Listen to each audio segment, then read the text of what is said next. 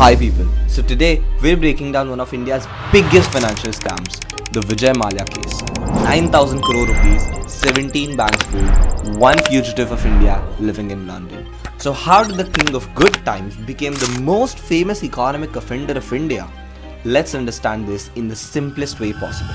So first, who is Vijay Mallya? Well, born in 1955, Mallya inherited his father's liquor business and soon turned it into an empire.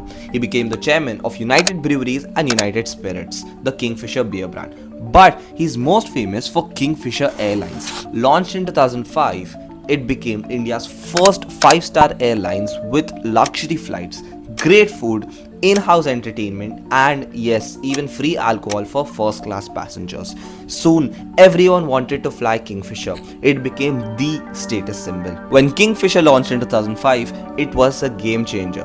Brand new flights and beautiful flight attendants. It soon became India's second largest airline with over 22.9% of market share. But here's the catch. They never made a profit, not even once in their 8 years of operation. Mallya wanted to expand internationally, but Indian rules said no.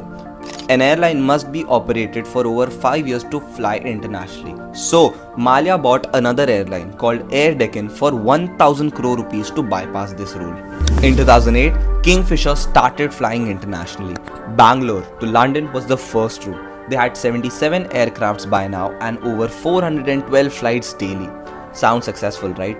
But the airline was bleeding money. Now here's where the scam begins. To keep Kingfisher running, Mallya kept borrowing money from banks and banks kept giving it to him. Why? Because he was a Rajya Sabha member and had strong political connections.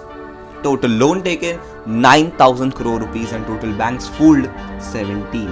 Even SBI and Bank of India and other 15 banks.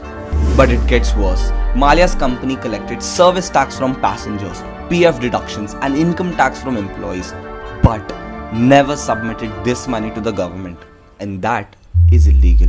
By 2011, Kingfisher admitted that it had cash flow problems, and in 2012, Kingfisher couldn't even pay employee salaries. Pilots started leaving and engineers refused to certify the planes to fly. In October 2012, Kingfisher stopped all its operation. In December 2012, the government officially cancelled Kingfisher's flying license permanently. Mallya now owed 9,000 crore rupees to 17 different banks and he refused to pay. So how did Mallya fool 17 banks to give him 9,000 crore rupees? Well, Mallya showed fake projections to get loans.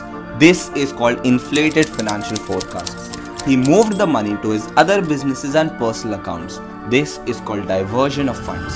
He produced fake bills to move money abroad, over-invoicing, and he deliberately refused to pay the money back despite giving more personal guarantee. This is called willful default. So he took public money from banks, used it for his airline, transferred some to other businesses and personal use, and then deliberately refused to pay it back.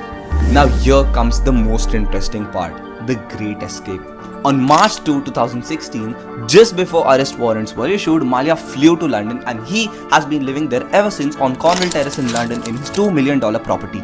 In 2017, UK police arrested him on India's extradition request, but he was released on bail. In December 2018, UK courts appealed that he can be extradited to India. And in 2019, India officially declared him a fugitive economic offender under a special law. In 2020, he lost his final appeal to UK courts. But he still hasn't been extradited yet. Why? Because he filed an asylum in the UK courts claiming that he won't get a fair trial in India. So what's the recent update? Well, just some weeks ago, a video surfaced online where Mallya was showcased in a birthday party with another fugitive of India, Lalit Modi, and they joked about being India's two biggest fugitives. And this sparked massive outrage. The Indian government is actively pursuing his extradition. But why does this matter to us? Well, this case exposed some huge problems in India's banking system. First, political influence. Even after having so many red flags, banks still lent to him because Mallya had strong political connections. Second, poor due diligence. Banks didn't properly check if Kingfisher had the ability to repay the loans back. Third, weak enforcement. It took years to declare him a defaulter, by which time he'd already fled. Fourth, extradition challenges. Even after all the evidence and UK court approval, he's still not back in India after 9 whole years. This case led to major reforms, stricter loan policies, stricter handling of NPAs, and the Fugitive Economic Offenders Act of 2018. So there you have it, the complete Vijay Mallya scam exposed. So there you have it, the complete Vijay Mallya scam explained. From king of good times to being India's most wanted fugitive, 9,000 crore rupees, 17 banks fold, one man living luxuriously in London while India fights to bring him back. If you found this helpful, hit the like button and drop a comment. Do you think Mallya will ever return to India? So this was it for today. I'm Atif and I'll see you